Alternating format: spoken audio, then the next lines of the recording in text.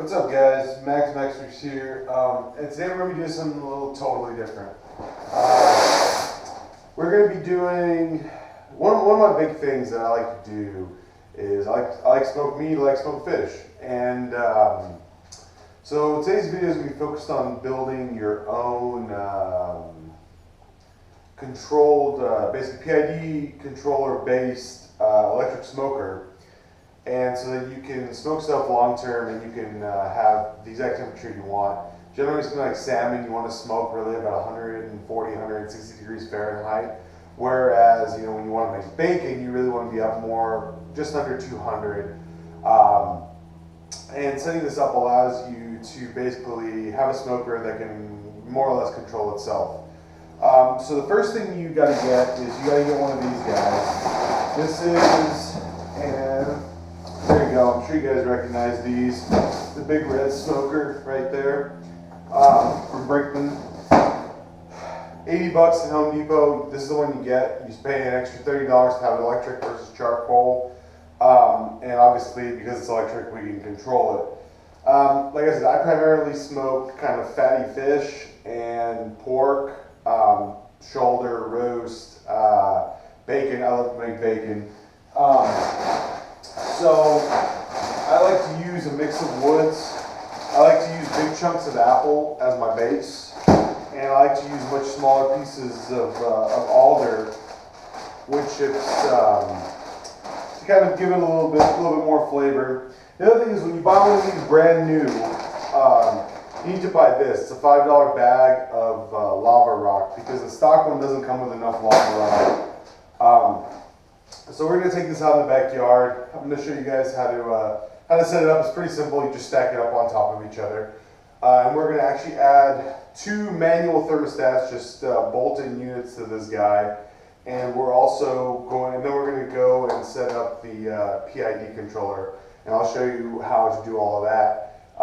Total cost to get everything you need is about $130 to $150. So you can have basically the equivalent of an $800 Bradley unit for about 150 bucks. First step is to assemble these wooden handles. You've got 2 long bolts, 2 pieces of wood, 1 holder, and 2 nuts on the inside. Just use a Phillips, it takes a little bit, just screw them all together, nothing too complicated. Next step is to install this little door. You're going to need a 1/4-inch wrench and a flathead. Pretty self-explanatory. Make sure this ridge is on the outside. Now our little door opens. Yeah, everything on this is standard and flathead because that's the way of doing it. So now we installed these hangers. They use little square nuts. Again, nothing super dramatic here. Just tighten them down and you get to. Finally, the handles come on. Nothing really unique there other than the fact that they don't fit for shit and you got to bend the crap out of them. So now we can get everything else reassembled. So there's the lava rock. That's the stock bag, is the little stuff, and then the big stuff we added a little bit more on top. Now we're just going to thread the heating element cord through here and then through right over there and put this in there with the heating element in it. So there it is with the lava rock. You want the lava rock to sit around the coil and basically absorb heat, not on top and not really touching. And so when we go in to put in the wood, tomorrow when we're actually smoking, we'll put the wood inside the coil and some of the chips on the outside, but not on top. You never want anything on top of the coil because then it can burn. So that's it. You want to make sure your drip pan is in there. Tomorrow we're going to fill that up with water and ice to help keep everything cool. Then your first rack goes on top of that. That's where our bacon's going to go. And then our salmon and fish and stuff can go on the top rack right here. And then the lid just sits on top of that. So that's pretty much it for this assembly. Now we're going to go and build the thermostat controller. Here's the last modification we do to the body itself. I got 2 of these temperature gauges from Amazon. And what you want to do is you want to check them against boiling water. Boiling water is 212 Fahrenheit, so you want them to be right around there. When you stick them in boiling water, these were. So this one is going to give us our salmon temperature. This one is right beneath the cooling catch tray bin thing. So this will give me an idea of how hot this thing's actually getting as the smoke rises. So remember, our bacon is somewhere right in here and our salmon is somewhere up here. So now we can move over here. This is our mix of apple and wood chips. It's just water from the tap. And you want those to have at least 24 hours to soak in water, get all nice and juicy. So now we can build the controller. And the way it's going to work is this is going to simply plug into the controller. And so we don't have to modify the smoker in any way if we ever want to use it just full blast. Alright, now we're going to make our temperature controller, and the core of it is this. This is the STC1000. This costs about $20 from Amazon, making it a hell of a deal. But it's basically your generic temperature controller. And so there's kind of the wiring diagram. Basically you supply power here, the sensor, which is a little thermocouple that comes with it, goes here. Then you have a heating and a cooling circuit, and these act strictly as switches. So what you want is you want the hot wire coming into 5 and then leaving 6 and going to the plug. It's not like it's providing 120 volts here, it's simply a jumper, as you can tell by the relay symbol.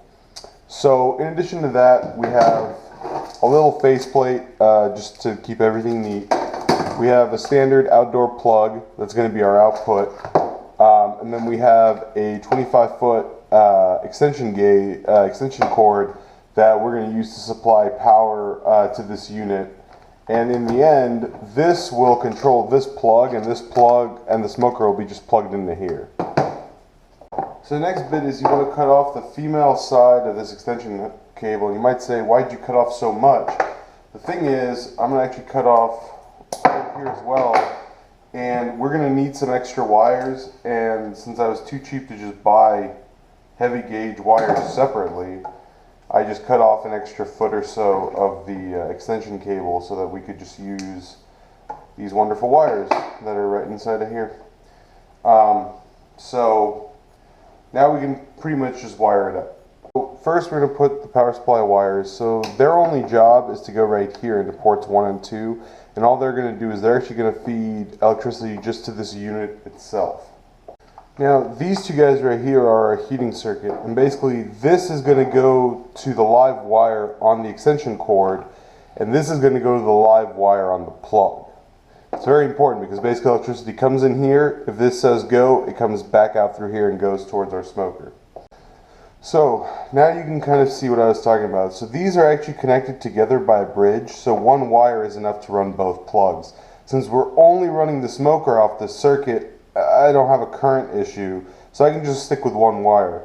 This will go back to the ground on the plug. This will go to the black wire on the extension cord. These two go straight back to the extension cord. These two will be jumped into the extension cord, and this will get the positive input from the extension cord. And then that way, whenever this unit decides that it's time to give it heat, all it does is it activates this switch in here, and then this current that's coming in here gets passed on through here and goes and makes our plug hot. So other than that, all I really have left to do is to wire in the extension cable and get this guy secured. Because obviously, as you can tell, I chose the wrong faceplate for this. But it doesn't really matter, we'll just drill a few holes and bolt it in.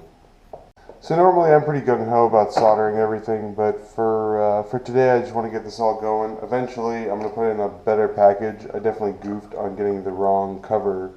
But that's basically what you have. This is a little thermistor.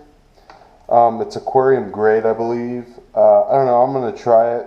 If it ends up failing, we'll get something better. But it's basically just the standard resistor thermometer.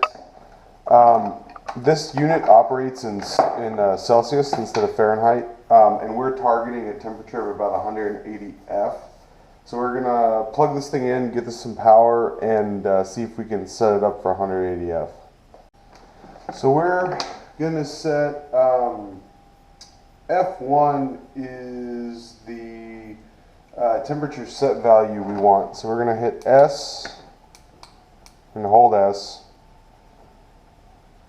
There's F1, we're going to hit S, and we're actually going to walk this all the way up to about 76 degrees Celsius, which is about 170 degrees Fahrenheit. So this part takes a second, but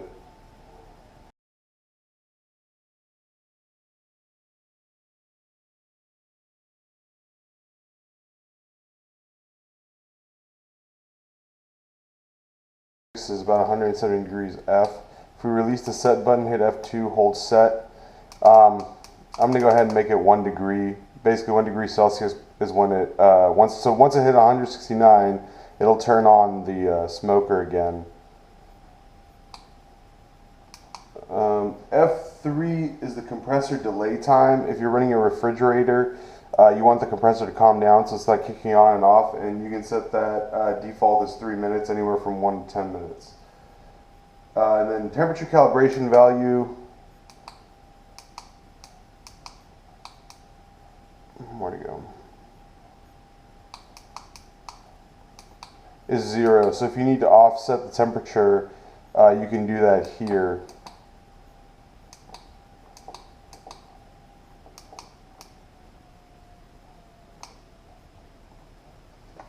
So now that we have it set to heat, so it knows that the temperature it's looking for is greater than the temperature it's reading, we're going to go ahead and give a try to these plugs. I don't know if these are fucking safety plugs, so I might have to just measure on the back the ghetto way. But there we go. You should be able to see that. If you can't, there you go. 120 volts AC, as you would expect to see across the terminals of the plug. So we know our unit is working. Let me see what happens if we, so if I hold the power button for 3 seconds, it'll turn off. If I unplug it and plug it back in, it fires up. And if we hold the setting button, yeah, so as you can see, it maintains the settings even when the power goes off. So now that we know it's working, we can go and plug it into the smoker. The fish and stuff actually have to sit for another hour, hour and a half out on the table before we can start smoking them. But there you go, that's the whole kit. You can make this as pretty and fancy as you want, but this right here works just fine. So to give you an idea of what's about to go in the smoker, here's one of our pork bellies, and this is the fish, and it's especially important to leave it out on the dry rack like this for a few hours at least, because you can already see it's starting to develop that kind of shiny layer. That's called a pellicle, and what it does is it helps keep all the proteins and stuff in the fish. It forms a nice little protective barrier. It's very important to do that when you smoke salmon, to really keep that flavor in there and prevent that white gooey stuff from showing up. So this is our spicy pork belly, and then over here we have our German style pork belly. And as you can see, they're starting to get a little bit of pellicle on them too, because I mean the beef acts the same way. So they're ready to go in the smoker here in a little bit. Yeah, that's it. So first you want to get a nice assortment of apple and alder chips down there. The key thing is to make sure it's not really touching the coil anywhere. And you just don't really want to load it up super much. You just want enough in there that it's going to smoke real nice. Next, you also want to fill up this colander with water. Helps keep everything cool. And now we can just reassemble it. As you can see, we got this plugged in. It's already set, so as soon as I plug in the smoker, it's going to start working. So we're going to do that, and then we're going to load it up. So the pork is going to go on the bottom rack, and then the salmon's going to go on the top rack, and our thermocouple is going to go just dangling underneath the salmon, so that we can get a good accurate reading. So there's our thermocouple. These are a few just small pieces of stainless steel wire, and there it goes. It's going to dangle right in there, and we're already getting a reading of about 25 C off of it, because this thing is already starting to get going. Unfortunately, I had to plug it inside the house because apparently my outdoor outlets don't work. But that's it, and we're going to plop the piece of salmon right down here, and we're going to cover it up. And my recipe, I like to bathe the salmon with a basting brush every hour or so with maple syrup to give it a nice, smooth, honeyed outer edge. Obviously, everybody's got their own recipes, so that's pretty much it. That's how you get all this set up. From here on out, basically, sky's the limit. Just depends on your creativity and how you want to cook the meat.